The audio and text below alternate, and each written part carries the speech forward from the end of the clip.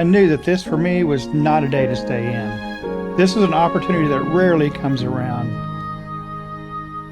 With the sea ice forming for the last couple weeks in the bay and young sea otter pups in the harbor, the photo we mad wildlife photographers dream of was a possibility.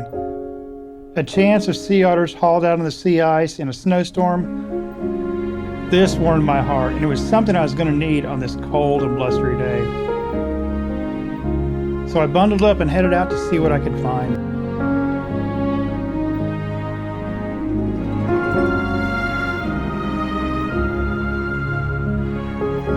As luck would have it, just before the sun retired for the day, a mom and a pup crawled up on the ice at the edge of the dock and put on a show.